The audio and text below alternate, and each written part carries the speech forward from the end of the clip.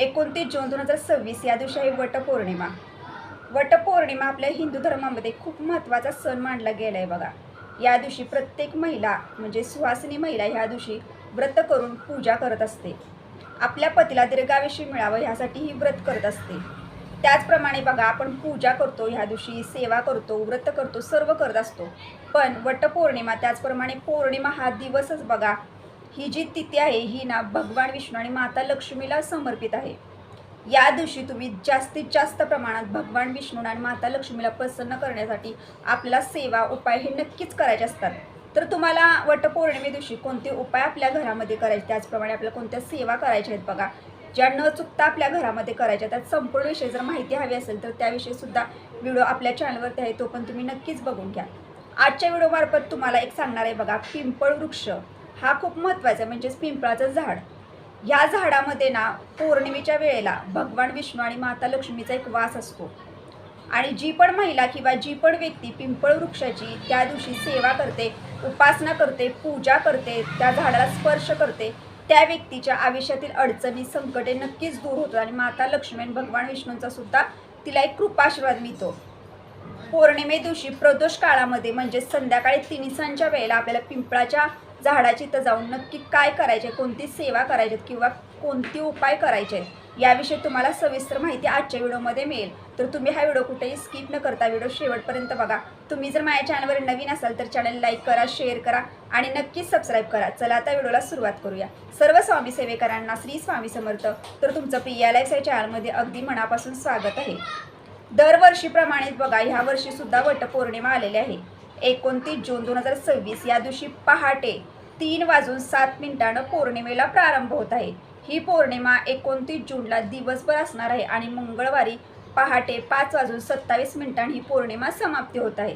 यासाठी वटपौर्णिमेचा जो उपवास आहे, वटपौर्णिमेची जी पूजा आहे, कुलदेवतेची सेवा आहे, घरामध्ये जे उपाय करायचे आहेत ते सर्व आपल्याला सोमवारी 29 जूनलाच करायचे आहेत दिवसभरामध्ये. त्यासाठी आजच्या व्हिडिओमार्फत मी तुम्हाला जी सेवा सांगणार आहे पिंपळाच्या वृक्षाची करायची, ती सुद्धा आपल्याला 29 जूनला संध्याकाळी 3:00 वेळेला प्रदोष काळामध्येच करायची आहे. तर आता हा उपाय किंवा ही सेवा जी आहे बघा पिंपळ वृक्षाची, ही सेवा वटपौर्णिमेला का करायची? कारण पौर्णिमा हा दिवस खूप महत्त्वाचा असतो माता लक्ष्मीची सेवा करण्यासाठी किंवा भगवान विष्णूंची सेवा करण्यासाठी. या दिवशी जास्तीत जास्त प्रमाणात तुम्हाला घरामध्ये सुद्धा बघा माता लक्ष्मीची, भगवान विष्णूंची सेवा करायची आहे. पिंपळाच्या झाडामध्ये म्हणजे पिंपळ वृक्षामध्ये साक्षात भगवान विष्णू असतात आणि त्यासोबतच माता लक्ष्मी सुद्धा असते बघा. आणि आपण जेव्हा ही छोटीशी सेवा किंवा हा छोटासा जेव्हा उपाय त्या ठिकाणी जेव्हा जाऊन करतो ना, तेव्हा आपल्या घरामध्ये आलेला पैसा सुद्धा टिकून राहतो. काही वेळेला बघा आपल्या घरामध्ये ना आपण कमावून आणलेला पैसा सुद्धा टिकत नाही, पैसा पुरवठीच येत नाही बघा. घरामध्ये गरिबी, सतत दारिद्र्यता असते, सतत कोणत्या ना कोणत्या गोष्टीला घेऊन आपल्या घरामध्ये सतत काही ना काही तर होत असतं किंवा आपल्या आयुष्यामध्ये सतत अडचण येत असतात, संकट येत असतात. आपण हाती घेतलेलं आपल्या कोणत्याच कामामध्ये आपल्याला यश येत नसतं. कुठून ना कुठून सारख्या आपल्या आयुष्यामध्ये समस्या येत असते बघा. आणि त्यामुळं आपण जे पण कामं करत आहोत किंवा जे पण करत आहोत त्यामध्ये आपल्याला यश येत नाही. हा उपाय जर तुम्ही वटपौर्णिमे दिवशी अगदी श्रद्धेनं आणि अगदी मनापासून जर पिंपळ वृक्षात जाऊन जर तुम्ही केले तर नक्कीच तुमच्या आयुष्यातील ना अडचणी, संकटे, प्रॉब्लेम नक्कीच दूर होतील बघा. आणि तुम्ही जे पण काम हाती घेतलेलं आहे किंवा जे पण तुम्ही काम करत आहात त्या कामाला नक्कीच तुम्हाला यश येईल. तुमची दिवसेंदिवस प्रगती होईल आणि घरामध्ये सुद्धा लक्ष्मी माता अखंड वास करेल. कारण भगवान विष्णूंची तुम्ही सेवा केलेली असते आणि त्याच्यासोबत माता लक्ष्मीची सेवा जेव्हा आपण करतो ना, तेव्हा आपल्याला त्याचं अनंत असं पुण्य मिळत असतं. आणि वटपौर्णिमा हा वर्षातून एकदाच येणारा सण आहे. पौर्णिमा तिथी दर महिन्याला येते आणि पौर्णिमा तिथी दर महिन्याला जरी आली तरी सुद्धा आपण त्या दिवशी भगवान विष्णू आणि माता लक्ष्मीची नक्की सेवा उपासना करत असतो. पण वटपौर्णिमा ही तिथी ना वर्षातून एक, ही सेवा आपल्याला घरामध्ये करायची नाही तर आपल्याला त्या पिंपळाच्या झाडाच्या इथे जाऊनच करायची आहे. तर सेवा महिला करू शकते, सुवासिनी महिला करू शकते, एखादी व्यक्ती आहे घरामधले किंवा एखादे दादा आहेत ते सुद्धा ह्या दिवशी सेवा करू शकतायत. असं काही नाही की वट सावित्रीचा उपवास म्हणजे जी व्यक्ती करत आहे त्या व्यक्तीनंच करायचं आहे का, तर असं नाही. वटपौर्णिमा आहे आणि पिंपळ वृक्षासाठी आपण ही सेवा करतात कारण तिथे भगवान विष्णू आणि माता लक्ष्मीचा वास असतो, यासाठी आपण ती सेवा करत आहोत. तर कोणतेही दादा जरी असतील त्यांनी जरी जाऊन त्या जागेवरती ही सेवा केली तरी चालेल. महिला असतील त्यांनी जरी जाऊन केली तरी चालेल, एखादी मुलगी असेल, एखादा मुलगा जरी असेल आणि तिनं जरी जाऊन सेवा केली ना तरी सुद्धा चालेल. तिला सुद्धा तिच्या मनासारखी सुद्धा नोकरी मिळेल किंवा एखादे दादा असतील, एखादा व्यवसाय सुरू करत असतील त्या ठिकाणी सुद्धा त्यांना नक्कीच यश येईल. पौर्णिमे दिवशी ना पिंपळ वृक्षाला खूप अनन्यसाधारण असं महत्त्व आहे. कारण पिंपळ वृक्षामध्ये पौर्णिमे तिथीलाच भगवान विष्णू आणि माता लक्ष्मीचा वास असतो बघा. आता आपण बघा पौर्णिमे तिथीलाच आता पिंपळा झाडाची पूजा किंवा सेवा करत असतो, पण अमावस्येच्या वेळेला बघा पिंपळ वृक्षामध्ये ना पित्रांचा सुद्धा वास असतो, तर तो अमावस्येच्या वेळेला असतो बघा. पण पौर्णिमा तिथीला ना त्या ठिकाणी भगवान विष्णू आणि माता लक्ष्मीचाच वास असतो बघा. पौर्णिमा तिथी ही खूप महत्त्वाची असते बघा. पौर्णिमा तिथीला पूर्ण वातावरणामध्ये ना एक सकारात्मक लहरी असतात आणि माता लक्ष्मी अखंड आपल्या घरामध्ये जर वास करावे असं जर तुम्हाला वाटत असेल ना तर अशा पौर्णिमा तिथीला नक्कीच तुमच्या घरामध्ये उपाय करत जावा, सेवा करत जावा. जे पण तुम्ही करता ना ते खूप उच्च कोटीच्या सेवा असतात, कारण त्याचं फळ हे आपल्याला नक्कीच मिळत असतं. फक्त श्रद्धेनं आणि मनापासून करा. तर आता पहिल्यांदा तुम्हाला सांगते, तर त्या दिवशी आपल्याला संध्याकाळी तिन्हीसांच्या वेळेला ही सेवा हा उपाय करायचा आहे बघा. तर आता प्रदोष काळामध्ये करायचं आहे, म्हणजे कधी तर बघा संध्याकाळी 6 वाजल्यापासून तुम्ही 7:30च्या दरम्यान हा उपाय करू शकता. म्हणजे कसं सूर्य मावळायच्या वेळेला म्हणजे थोडा अंधार पडतो ना त्यावेळेला आपल्याला हा उपाय करायचा आहे.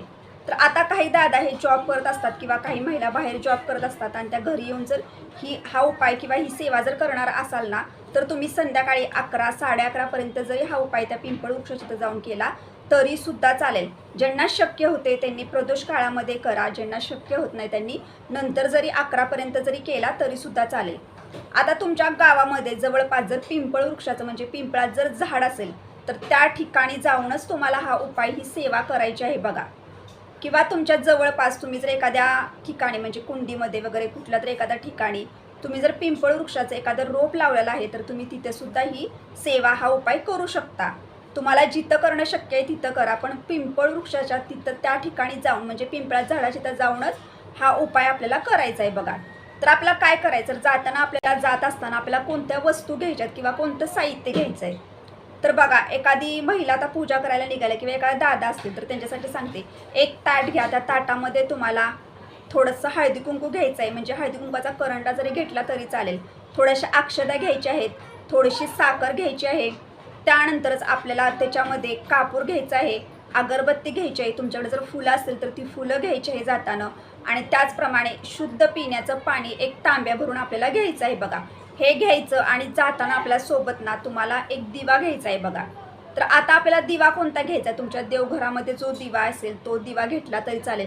देवाच्या इथं दिवा लावलेला आहे तो दिवा उचलून घ्यायचा नाही. दिवा एक म्हणजे रिकामा जो दिवा असतो ना त्याचा दिवा आपल्याला घ्यायचा आहे. तुम्ही जर मातीची पंती जरी घेतली तरी सुद्धा चालेल किंवा घरामध्ये दुसरा जर एखादा दिवा आहे तो घेतला तरी चालेल. दिवा घ्यायचा, त्यानंतर 2 वातींची आपल्याला एक वात घ्यायची आहे आणि जाताना आपल्या घरामधून आपल्याला शुद्ध गाईचं तूप घ्यायचं आहे बघा. तुम्हाला सांगते की शुद्ध गाईचं तूप जर तुम्हाला मिळणं शक्य असेल किंवा तुम्हाला जर मिळू शकेल असेल तर नक्कीच शुद्ध गाईचं तूप त्या दिवशी आवर्जून घ्या. तुम्ही ठिकाणावरून किंवा इतर ठिकाणावरून शुद्ध गाईचं तूप नक्कीच घरी घेऊन या आणि ते तूप तुम्हाला घेऊन दिवा लावायचा आहे. आता ज्यांना खरंच शक्यच नाही की शुद्ध गाईचं तूप म्हणजे तुपाचा दिवा लावणं शक्य नाही तर अशा महिलांनी आपल्या घरातलं तेल जरी घेतलं ना तरी सुद्धा चालेल. पण ज्यांना शक्य होते त्यांनी नक्कीच पौर्णिमा तिथीला शुद्ध गाईच्या तुपाचाच दिवा लावण्याचा प्रयत्न करा. तर त्यानंतर तूप वगैरे आपलं सगळं घ्यायचं आहे, म्हणजे दिवा वगैरे सर्व साहित्य घ्यायचं आणि आपल्याला त्या पिंपळ वृक्षाची इथं जायचं आहे. तिथे गेल्यानंतर आपल्याला पहिल्यांदा जल अर्पण करायचं, म्हणजे आपल्याकडे जे पाणी आपण घेऊन गेला असतो ते पाणी अर्पण करायचं. त्यानंतर तुमच्याकडे जे हळदी कुंकू असतं ते लावून घ्यायचं, अक्षता वाहून घ्यायच्या, साखर तिथं ठेवून द्यायची. त्यानंतर अगरबत्ती, धूप, दीपारती सर्व लावून घ्यायचं, म्हणजे धूप दीपारती आधी लावायच्या आणि त्यानंतर दिवा लावायचा. आपल्याला लगेच दिवा लावायचा नाही, आधी सर्व पूजा करून घ्यायची. आता अगरबत्ती साईडला लावा किंवा तुम्ही धूप नेलाय तो साईडला लावा आणि त्यानंतर ती जी पंती किंवा तो जो दिवा आहे तो घ्यायचा आहे आपल्याला. त्याच्यामध्ये ती वाट ठेवायची आणि ते शुद्ध गाईचं जे तूप आहे ते त्याच्यामध्ये टाकायचं आहे. आता पहिल्यांदा तुम्हाला एक गोष्ट सांगते की पौर्णिमेला आपण जेव्हा पिंपळ वृक्षाच्या खाली दिवा जो लावत असतो ना त्यावेळेला तो दिवा आपण भगवान विष्णू आणि माता लक्ष्मीसाठी लावत असतो. कारण पौर्णिमा तिथीला पिंपळ वृक्षामध्ये भगवान विष्णू आणि माता लक्ष्मीचा वास असतो. यासाठी हा दिवा लावत असताना तुम्हाला ह्या दिव्याची जी वात असेल ती वात तुम्हाला उत्तर दिशेला किंवा पूर्व दिशेलाच करायची असते. या गोष्टी लक्षात ठेवा. आणि ज्या वेळेला आपण आमोशाच्या स्थितीला, जेव्हा आमोशा असते तेव्हा जेव्हा आपण पिंपळ वृक्षाला जेव्हा दिवा लावत असतो तर तो दिवा आपण आपल्या पितरांसाठी लावतो. आमोशाच्या वेळेला पण दिवा लावतात बघा पिंपळ वृक्षाखाली, पण तो दिवा आपण पितरांसाठी लावतो. कारण आमोशाच्या वेळेला पिंपळ वृक्षामध्ये पितरांचा वास असतो, त्यासाठी आपण ते करत असतो. आणि तो दिव्याची जी वात असते ती आपण दक्षिण दिशेला करतो.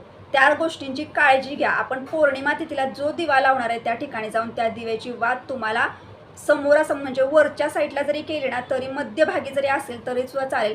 काही दिव्याची वात बघा म्हणजे मध्यभागी नसते. जर तुमचा दिवा असा असेल की तुमच्या दिव्याची वात ही फक्त वरच्या साईडलाच आहे तर तुम्ही तशी दिव्याची वात सुद्धा लावू शकता.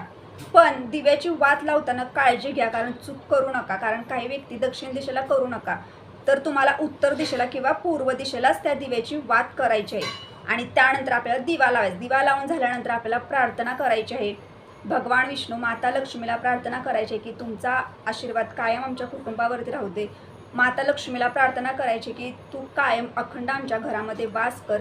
भगवान विष्णू माता व लक्ष्मी यांना आपल्या घरामध्ये अखंड वास करा असं आपल्याला सांगायचं आहे. त्यानंतर आमच्या घरामध्ये तुमचा कायम कृपा आशीर्वाद राहू दे. आमच्या घरामध्ये भरभराटी येऊ दे. आम्ही जे पण काम हाती घेतलं आहे त्या कामामध्ये यश येऊ दे आणि तुमचा आशीर्वाद कायम आमच्या सोबत राहू दे अशी मनोभावे श्रद्धेनं मन एकाग्र करायचं.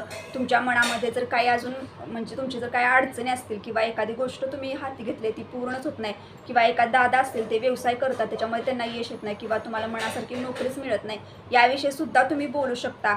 तर हे सर्व मनातले तर बोलायचं, प्रार्थना करायचं. आणि त्यानंतर बघा पिंपळ वृक्षाला ना आपल्याला स्पर्श करायचा आहे.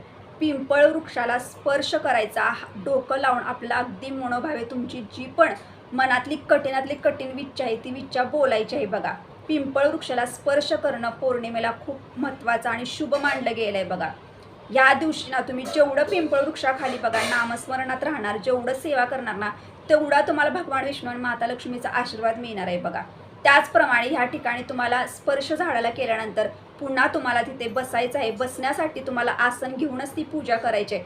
खाली बसून आपल्याला पूजा करायची नाही तर घेऊन घरातून जाताना एक आसन सुद्धा न्यायचं आहे. बघा मग अशी सांगायला तुम्हाला विसरले. तर त्याच्यानंतर आपल्याला पुन्हा बसायचं आहे, पुन्हा नमस्कार करायचा आणि शांत मन करायचं आणि ओम नमो भगवते वासुदेवाय नमः ह्या मंत्राचं तुम्हाला एक माळ करणे जर शक्य असेल तर त्या ठिकाणी तुम्ही आवर्जून एक माळ करा. नसेल शक्य तर 11 वेळा पठण केलं किंवा 11 वेळा जरी नामस्मरण केलं, 21 वेळा जरी नामस्मरण केलं तरी सुद्धा चालेल.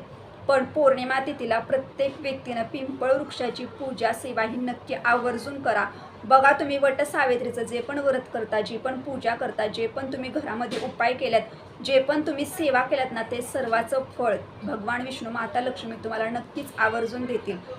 त्यानंतर पूजा वगैरे झाल्यानंतर आपल्याला पिंपळाच्या झाडाला 3 संख्येमध्ये प्रदक्षिणा घालायच्या आहेत. बघा 3 संख्येमध्येच प्रदक्षिणा तुम्हाला पिंपळाच्या झाडाला घालायच्या आहेत. न चुकता तुम्हाला प्रदक्षिणा नक्कीच घाला आणि अशा पद्धतीने तुम्ही पूजा पिंपळ वृक्षाची करू शकता.